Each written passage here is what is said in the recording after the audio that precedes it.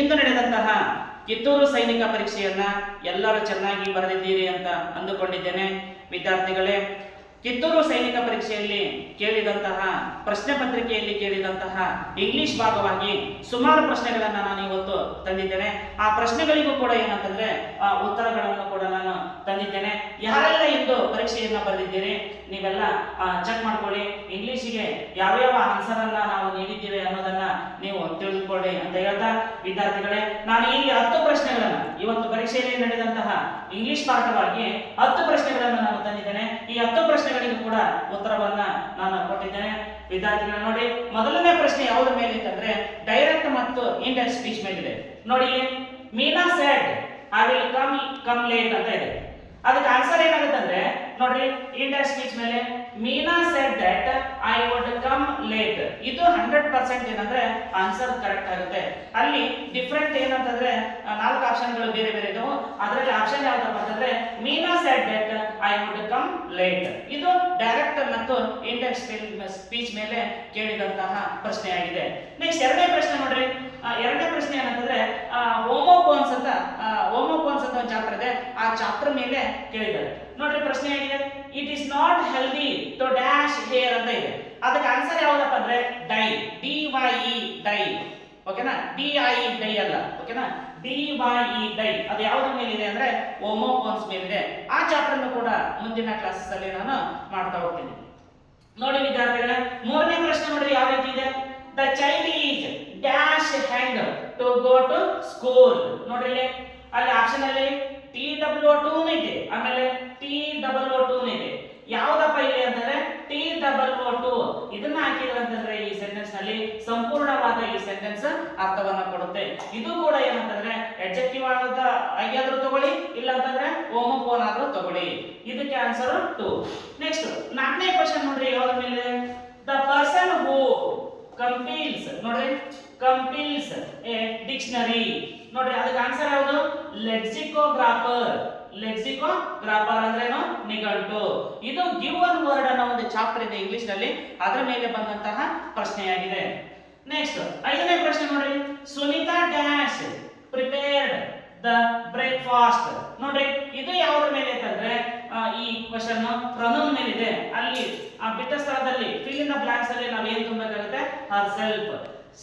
Sunita herself prepared the breakfast. Okay na, herself is the correct answer of this sentence. Next ನೋಡ್ರಿ, 6th one question ಇದೆ, please collect your medicine from the dash ಅಂತ ಇದೆ. ಅದು ಯಾವ್ದಾಗುತ್ತೆ answer? ನೋಡ್ರಿ, dispensary ಅಂದ್ರೆ ಏನು? ಔಷಧಾಲಯ.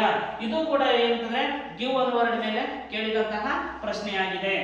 Next ನೋಡ್ರಿ, ಈಗ 7ನೇದಿದೆ, as the coffee was hot I dashed it slowly.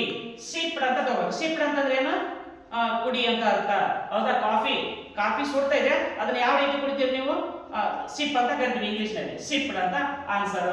Next ನೋಡ್ರಿ, ಈಗ 8ನೇದ್ರಲ್ಲಿ ನೋಡ್ರಿ, 8ನೇ ಪ್ರಶ್ನೆ, there was a program. ನೋಡ್ರಿ, there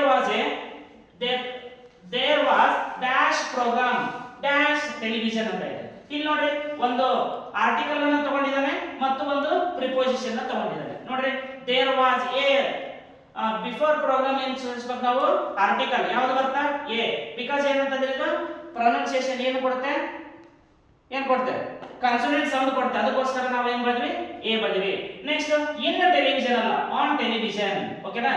ಎ ಮತ್ತು ಆನ್ ಆಪ್ಷನ್ ಅಲ್ಲಿ ಇದೆ, ಅದಕ್ಕೆ ಎ ಮತ್ತು ಆನ್ ಅನ್ನು ನಾವು ಆನ್ಸರ್ ಆಗಿ ತಗೋಬೇಕು. ಅವಾಗ ಏನಂತಂದ್ರೆ ಇದು ಕಂಪ್ಲೀಟ್ ಮೀನಿಂಗ್ ಅನ್ನ ಕೊಡುತ್ತೆ. ನೆಕ್ಸ್ಟ್ ನೋಡಿ, 9ನೇದು ನೋಡ್ರಿ, she comes from a ನೋಡ್ರಿ ಡ್ಯಾಶ್ ಫ್ಯಾಮಿಲಿ, ರೆಸ್ಪೆಕ್ಟೇಬಲ್ ಫ್ಯಾಮಿಲಿ. ಓಕೆನಾ? ಅಡ್ಜೆಕ್ಟಿವ್ ಆಗಿ ನಾವು ಯೂಸ್ ಮಾಡ್ತೀವಿ, ರೆಸ್ಪೆಕ್ಟ್ಫುಲ್ ಅಂತ, ರೆಸ್ಪೆಕ್ಟೇಬಲ್ ಅಂತಂದು. ಅದಕ್ಕೋಸ್ಕರ ಆನ್ಸರ್ ಯಾವುದು? Respectable family.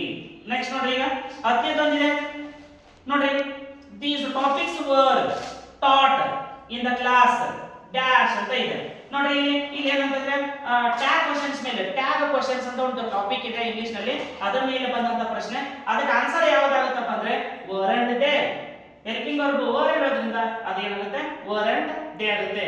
ಸೆಂಟೆನ್ಸ್ ಪಾಸಿಟಿವ್ ಇದ್ರೆ ಇದು ನೆಗೆಟಿವ್ ಆಗುತ್ತೆ, ಇದು ನೆಗೆಟಿವ್ ಇತ್ತಂದ್ರೆ ಇದು ಪಾಸಿಟಿವ್ ಆಗುತ್ತೆ. ಇದನ್ನು ಕೂಡ ಚಾಪ್ಟರ್ ಅನ್ನ ನಾನು ಮುಂದಿನ ಕ್ಲಾಸಸ್ ನಲ್ಲಿ ಹೇಳ್ತಾ ಹೋಗ್ತೀನಿ. ವಿದ್ಯಾರ್ಥಿಗಳೇ, ಈ ಎಲ್ಲ ಪ್ರಶ್ನೆಗಳಿಗೆ ನೀವು ಉತ್ತರವನ್ನ ಕೊಟ್ಟಿದ್ದೀರಿ ಅಂತ ಅಂದುಕೊಂಡಿದ್ದೇನೆ. ವಿದ್ಯಾರ್ಥಿಗಳೇ, ಈ ರೀತಿಯಾದಂತಹ ಪ್ರಶ್ನೆಗಳಿಗೆ ನೀವು ಉತ್ತರವನ್ನ ಕೊಡಬೇಕಾದ್ರೆ ನಾನು ಮಾಡುವಂತಹ ಮುಂದಿನ ಪ್ರತಿಯೊಂದು ಕ್ಲಾಸಸ್ ಅನ್ನ ನೀವು ನೋಡಿ ಮುಂದಿನ ಪರೀಕ್ಷೆಯನ್ನ ನೀವು ಇನ್ನಷ್ಟು ಚೆನ್ನಾಗಿ ಎದುರಿಸಿ ಅಂತ ಹೇಳ್ತಾ ಮತ್ತೆ ಮುಂದಿನ ವಿಡಿಯೋದಲ್ಲಿ ಮತ್ತೆ ಸಿಗೋಣ. ಎಲ್ಲರಿಗೂ ಗುಡ್ ಲಕ್.